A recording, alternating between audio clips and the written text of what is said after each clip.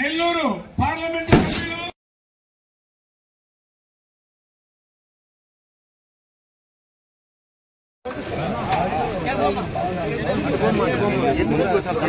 ఇప్పుడు మనం చిరకాలంగా ఎదురు చూసే అమరజీవి పొట్టి శ్రీరాములు గారి కౌన్సిల్ విగ్రహాన్ని ఆవిష్కరించబోతున్నారు ముఖ్య అతిథులందరూ. జోహార్ అమరజీవి పొట్టి శ్రీరాములు, జోహార్ అమరజీవి పొట్టి శ్రీరాములు, జోహార్ అమరజీవి పొట్టి శ్రీరాములు, జోహార్ అమరజీవి పొట్టి శ్రీరాములు, జోహార్ అమరజీవి పొట్టి శ్రీరాములు గారు, జోహార్ అమరజీవి పొట్టి శ్రీరాములు గారు, జోహార్ అమరజీవి పొట్టి శ్రీరాములు గారు, జోహార్ అమరజీవి పొట్టి శ్రీరాములు గారు, జోహార్ అమరజీవి పొట్టి శ్రీరాములు గారు, జోహార్ అమరజీవి పొట్టి శ్రీరాములు గారు, జోహార్.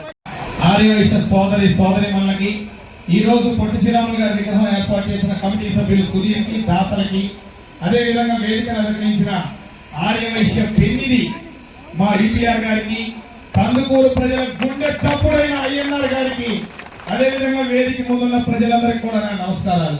మరి ఈ రోజు ఇందాక అడిగాను, అక్కడ ఈ రోజు పొట్టి శ్రీరాములు గారి విగ్రహ ఆవిష్కరణ ఉంది. నెల్లూరు జిల్లా వెళ్తా ఉన్నాం. పొట్టి శ్రీరాములు గారు ఎవరి వారు అని, పొట్టి శ్రీరాములు వారు ఎవరి వారు అని అడిగాం. దానికి ఇంకొక సమాధానం చెప్పారు, ఇంకొక సమాధానం చెప్పారు. కానీ ఇక్కడ ఉన్న ప్రతి ఒక్కళ్ళు సమాధానం చెప్పాల్సింది ఏంటంటే పొట్టి శ్రీరాములు గారు మా జిల్లా వారు, నెల్లూరు జిల్లా వారు, ఈ ప్రాంతానికి సంబంధించిన ముద్దు పెట్టారని ప్రతి ఒక్కళ్ళు కూడా గుర్తు పెట్టుకోవాల్సిన అవసరం ఉంది.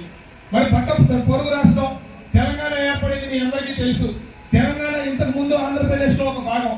తెలంగాణ ఏర్పడటానికి వందలాది మంది తెలంగాణ బిడ్డలు బలిదానం అవ్వాల్సి వచ్చింది, మీ అందరికీ తెలుసు. కానీ అదే ఆంధ్ర రాష్ట్రమైన తెలుగు రాష్ట్రమైన ఆంధ్రప్రదేశ్ ఏర్పడటానికి కేవలం ఒకే ఒక ప్రాణత్యాగం, అదే పొట్టి శ్రీరాములు గారి ప్రాణత్యాగం అని అందరూ కూడా గుర్తుపెట్టుకోవాలని మరోసారి తెలియజేస్తా ఉన్నాం. మరి చంద్రబాబు నాయుడు గారు అంతకుముందు అధికారంలో ఉన్నప్పుడు నవంబర్ 1 ఏదో చేయలేదని వైసీపీ వాళ్ళు ఊరు వాడ డబ్బేసి కొట్టారు.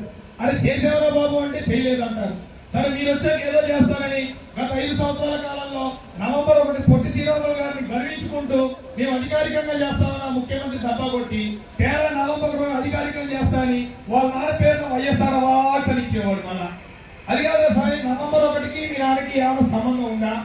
అసలు నవంబర్ 1 దేనికి చేస్తున్నావు? మీ నాన్న పేరు మీద అవార్డు చేయడానికి చేస్తున్నావా, లేదా పొట్టి శ్రీరాములు గారు త్యాగ ఫలితంగా చేస్తున్నావా అని అనేక మార్లు మేము ప్రశ్నించడం జరిగింది. అయినా అతనిలో ఎటువంటి చలనం లేదు, ఎటువంటి మార్పు లేదు. మరి ఆ రోజు యువగలం పాదయాత్రలో భాగంగా ప్రతి చోట కుప్పం నుంచి ఇచ్చాపురం దాకా చేస్తున్న పాదయాత్రలో యువనేత నారా లోకేష్ గారు నన్ను కూడా ఆ టీంలో సభ్యుడిగా ఎంచుకోవడం జరిగింది. వారితో పాటు మీ ప్రాంతానికి కూడా రావడం జరిగింది. ఆ రోజు ప్రజల సమస్యల్ని, ఆర్యవైశ్యుల సమస్యల్ని, వ్యాపారస్తుల సమస్యల్ని అన్ని తెలుసుకుంటూ వస్తా ఉన్నాం. దగ్గర కందుకూరు ప్రాంతం దాకా వచ్చాం. ఆ రోజు వచ్చి టూర్ ప్రోగ్రామ్ కోఆర్డినేటర్ గారు ఒకటే చెప్పారు, సార్ రేపటి నుంచి కందుకూరు ఎంటర్ అవుతా ఉన్నాం, రేపు సాయంత్రం ఆ బ్రిడ్జ్ దగ్గర ఎంటర్ అవుతా ఉన్నాం. మరి అంతా బాగానే ఉంది, కానీ క్లైమేట్ ఏదో కొద్దిగా గడగడా అనిపిస్తా ఉంది, ఇది వర్షం పడేలాగుంది. మరి ఏం చేద్దామండి కందుకూరు యాత్ర అలానే కంటిన్యూ చేద్దామా, లేదా కొద్దిగా సమయం తీసుకొని చేద్దామా అంటే లోకేష్ గారు ఒకటే ఒక మాట అన్నారు, అది ఎండైనా వర్షమైనా దాన్ని సక్సెస్ చేసే బాధ్యత తెలుగుదేశం పార్టీ కుటుంబ సభ్యులతో పాటు అయ్యన్నార్ గారు తీసుకున్నారు. ఆయనకి అప్పచెప్పిన తర్వాత మనం వెనకడి వేసే అవకాశమే లేదు, ఎటువంటి పరిస్థితుల్లో ముందుకే నడుస్తామని చెప్పారు. ముందుకు రావడం జరిగింది. మరి ఎక్కడ చూడని విధంగా నెల్లూరు జిల్లాలోకి ఎంటర్ అయిన దగ్గర నుంచి విపరీతమైన జనం. అసలు నెల్లూరులో జనమే రారన్నాడు, నెల్లూరులో మీకు ఎవరు పాదయాత్రకు సహకరించారన్నాడు, ఎన్నో పుకార్లు పుట్టించారు. కానీ ఎప్పుడైతే ఈపీఆర్ గారు తెలుగుదేశం పార్టీ కండవా కప్పుకున్నారో ఆ రోజే ఆయన మాటిచ్చారు, ఇక్కడ తెలుగుదేశం పార్టీ అభ్యర్థి తప్ప ఇంకో అభ్యర్థి గెలవడు అని.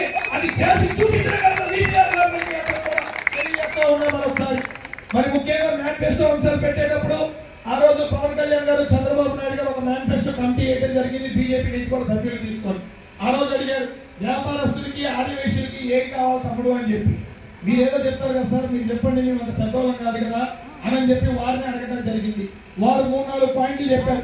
పాదయాత్రలో అనేక ఆర్యవేశాలు మీ అందరూ కూడా తెలియజేస్తా ఉన్నాం. ప్రతి ఒక్క ఆర్యవేశ సోదరుడు కూడా గుర్తుంచుకోవాలి, మనకి ఇక్కడ ఇంత మంచి నాయకులు ఉన్నట్టు ప్రతి చోట ఉండరు.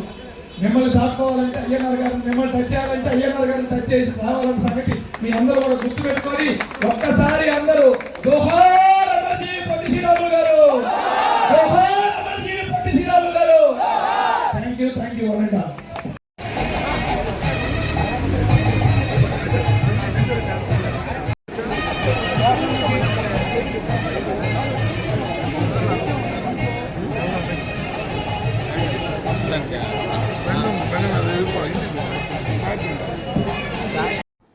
Please subscribe Rahul News.